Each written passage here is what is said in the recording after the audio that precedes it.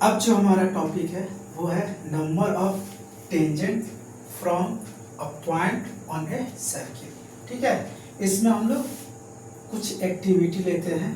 ठीक है, तो इसमें मैं 3 एक्टिविटी लूँगा। ठीक है, मान लो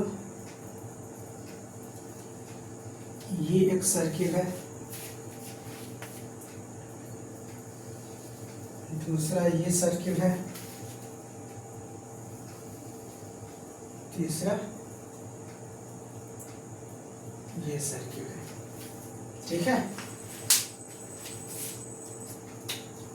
ये फर्स्ट एक्टिविटी हो गया, ये सेकेंड हो गया और ये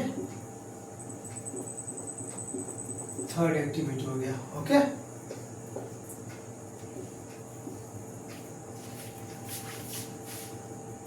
देखो मैं क्या करता हूं, एक ये जो सर्किल है ना, इसके अंदर एक पॉइंट लेता हूं। ठीक है, और इस सर्किल में, इस सर्किल पे एक पॉइंट लेता हूं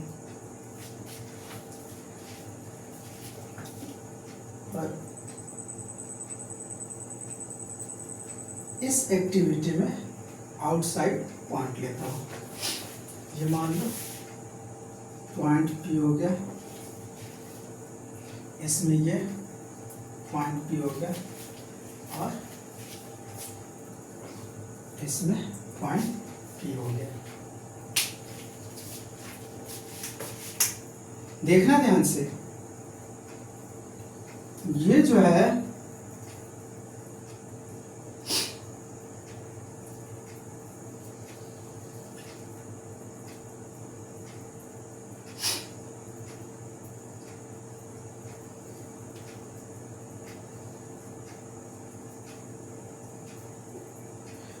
पॉइंट P से जो है ना, मैं लाइन ड्रॉ कर रहा हूं।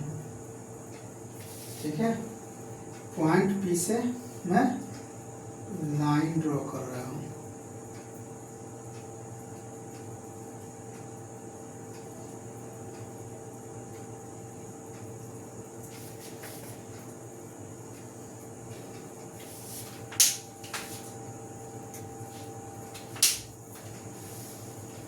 ठीक है, तो इस एक्टिविटी में, ठीक है, पॉइंट जो था वो सर्किल के इनसाइड था, मतलब अंदर था।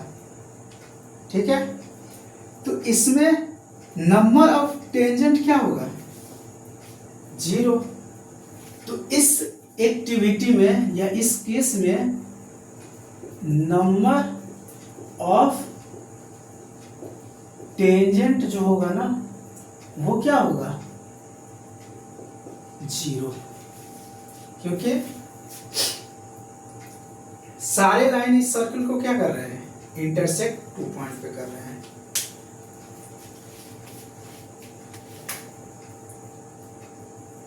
इस एक्टिविटी में आते हैं,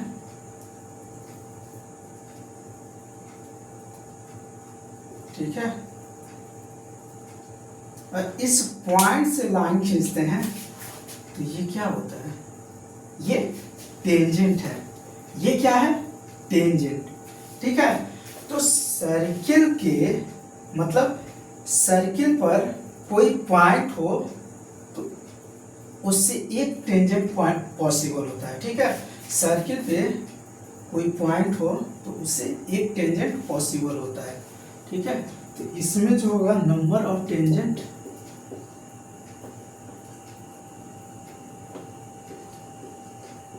नंबर ऑफ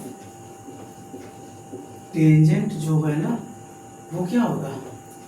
1 होगा।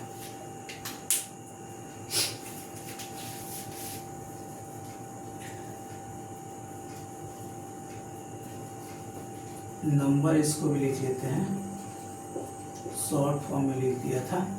नंबर ऑफ टेंजेंट क्या होगा? 0 होगा, इसमें 1 होगा।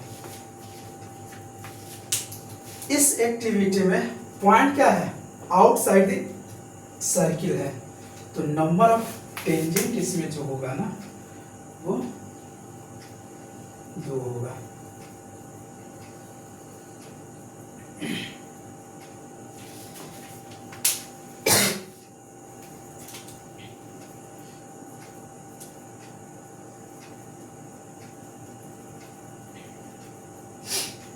ये पॉइंट P मान लो।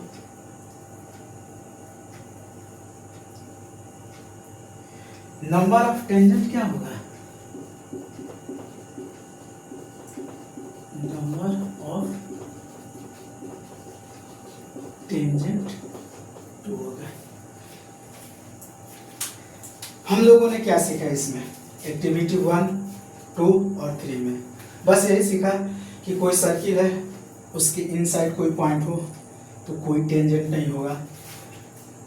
इस एक्टिविटी में हम लोगों ने सीखा कोई सर्किल है, उस सर्किल पे पॉइंट है, ठीक है, 1 पॉइंट है तो ओनली 1 टेंजेंट पॉसिबल होगा। इस एक्टिविटी में हम लोगों ने देखा कि पॉइंट जो है वो आउटसाइड द सर्किल है, ठीक है, तो इससे टेंजेंट जो होगा वो नंबर ऑफ टेंजेंट 2 होगा, ठीक है।